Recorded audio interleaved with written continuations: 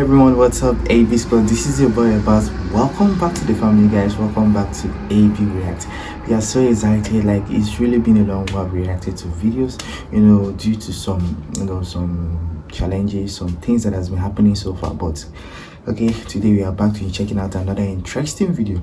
So today I'll be checking out this one that has to do with how South Africa reacting to Donald Trump. And if you know you are ready to see this wonderful video, do well to smash your like button, join the family, join AP React by clicking on your subscribe button and also on your notification bell so you don't miss out whenever I upload a video. If you have recommendations, suggestions, guys, always do well to leave them right there in the comment section. Alright, AB Squad, there's no time to waste. Let's check this out. Donald Trump has also announced that he will end aid to South Africa over alleged land seizures. South African President Cyril Ramaphosa has signed a law that allows some land to be confiscated without compensation. Other African countries will also be affected by the US president's order to cut overseas aid to slash billions from the federal budget. Donald Trump has turned his eyes to South Africa. Terrible things are happening in South Africa. The leadership is doing some terrible things, horrible things. So that's under investigation right now. We'll make a determination. And until such time as we find out what South Africa is doing, they're taking away land, they're confiscating land, and actually they're doing things that are perhaps far worse than that.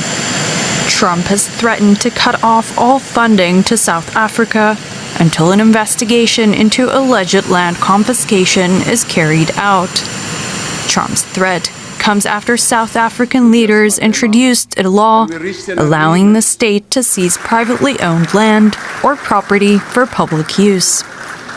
South Africa rejects the allegation, saying the law is similar to ones other governments like the UK already have. Because you passed an Exploration Act, therefore Trump will withhold funding to South Africa. And I said, let's not immobilize Africa. Let's withhold minerals to US. That is it. If they don't give us money, let's not give them minerals. The new law allows for the state to take land without compensation under certain circumstances and if it serves the public's interest.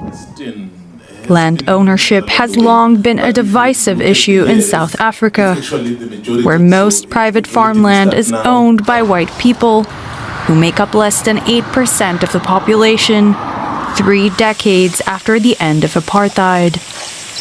The Expropriation Act, South Africa says, is aimed at addressing this economic and racial inequality. Let's pick up some of those points with Vincent Magwenya. He's a spokesperson to South African President Cyril Ramaphosa and joins us from Johannesburg. Good to have you here. Welcome to DW. Will President Ramaphosa change course as a result of President Trump's threats? No, we are a sovereign country. We're guided by its own constitution. We believe that the new, or rather the amended Expropriation Act is in line with our constitution, which does provide for the expropriation of land for public usage and in the public interest. And therefore, there is no need for us to change any course. We believe that the Trump administration and President Trump in particular have been misinformed about the intention of this act. They've also been misinformed about the true spirit of the act, which does, in accordance with the Constitution, provide safeguards for those property owners whose properties are targeted for expropriation. The Act provides a detailed process that has to be engaged. And it's not private property that the Act is talking about. It's unused land which can be utilized for public purposes. And the end of the process, the Act says, must be equitable and just.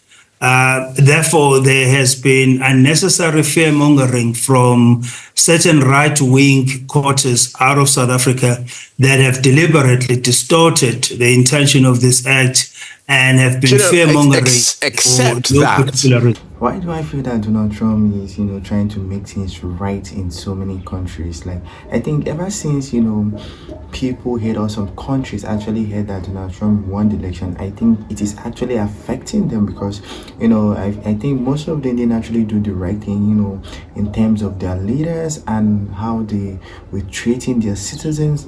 I think Trump saying he's threatening South Africa for this. How are they going to cope? What would they do? What do you think they will be doing? Because when Donald Trump says something, definitely he is going to do. We're talking about the President of the United States. So he has people, doesn't he? When you say he's been misinformed, let's talk about this fear-mongering. Who do you believe is misinforming him? Because why wouldn't he just... He said there's going to be an investigation. So do you think South Africa will actually be part of that investigation? Or will you just let them get on with it and you do what you're doing? Well, we don't know what that investigation will entail. We don't have the terms of reference of that investigation. Neither do we have any official communication of this directive that President Trump has issued. All we've seen is an announcement on X, as well as the clip that you've just shown on that news piece. And so we don't have the information, but you will have known by now, as a journalist from an outlet, a news outlet that has representation here in South Africa, if there was any land being confiscated. South Africa has an independent judiciary. South Africa has an independent free media whose rights are guaranteed within our constitution. There is no way that if such was happening as falsely described by President Trump, will have not been known by the world and will have been kept under wraps. You've made you've made your position quite clear on that. The president's been misinformed. But if he goes ahead with this threat, how much difference would this loss of USA? I want to understand something. Is he trying to say that Donald Trump was misinformed? Come on, before the president of the United States of America comes out to say something publicly, I mean, he shouldn't be, it should not look like he was misinformed. He actually did his investigation, he did his research before he actually came out to say that. So him saying he was misinformed, who actually misinformed the president? Because I don't know. And I think if he continues saying this, if Donald Trump says he's going to do this thing, I think it's going to be a great loss to South Africa. Yes, so I don't know, guys, but I think they need to work things out. Let's continue. Well, we're not dependent on aid with respect to funding our public programs. The largest funding... Forgive me for interrupting, but no one's saying that. No, you're not dependent on it. My question is, how much difference would its loss make? Well, I was explaining that the largest program is PEPFAR, which constitutes only 17% of our overall HIV/AIDS program. The remainder of that program is funded by the fiscus. Outside of PEPFAR, we don't have any significant aid programs that are funded by the US, and therefore it will not make that much difference as we speak. PEPFAR was suspended before this announcement was made, and adjustments are already being made to ensure that treatment to those patients is not interrupted in any manner. Okay. So today, Mr. Trump threatens to cut off all aid. Tomorrow, he may get rid of the preferential tariff system and perhaps even impose tariffs, accusing you of being too close to China. How does your government plan to navigate ties with the US over the next 4 years? Any trade relationship is based on mutual benefits. There is no trade relationship that benefits a single party. The US has products, goods that it needs from South Africa. Similarly, we have products, goods and services that we require from the US. And therefore, we believe that any decision that could lead to such an extreme point will require some extensive consultation and engagement. We haven't had the opportunity to engage in detail with the Trump administration on issues of bilateral interest, as well as on issues of mutual concern. Right. Once that opportunity is available, we believe that the Trump administration will have a better appreciation of South Africa's position on a number of issues that may be of concern to them. Thank you for joining us and outlining that so clearly. Vincent Magwenya, a spokesperson to South African President Cyril Ramaphosa. Thank you again. Thank you. Well, let's get more on this from our correspondent, Diane Hawker in Johannesburg. Welcome, Diane. Let's start with this land reform law that has so annoyed the American president. Yes, well, the land reform law is actually called the expropriation bill, and it is a kind of legislation that other countries also have. It was signed into law earlier this year by President Cyril Ramaphosa. There have not been any confiscations of land, as US President Donald Trump has said. But what has happened is that the law has essentially been signed by the president and could come into effect in the near future. Now, what the law does say is that the state has the power to take or seize portions of land which it would do in the public interest or for public good, and it would have to go through a process. I feel like, this Donald Trump saying he wants to cut US funding to South Africa is gonna be a great loss, guys. Like I don't know, most like from their own spokesman, they say it's not gonna be a great loss to them because they don't necessarily depend on the US funding. Is that of identifying that land and also motivating why it wants to take that land? There are also provisions in that legislation for the state to pay for the land. The issue that has caused some consternation here in South Africa and some anger is that part of the bill also speaks of the state being able to take some land for nil compensation. That would be from private property owners or from other organs of the state. And opposition party leaders, some of whom are also within the government of national unity, are concerned that there aren't enough provisions to protect land rights. However, there haven't been any confiscations. And so what has been the reaction of the South African government to Mr. Trump's threats to blockade?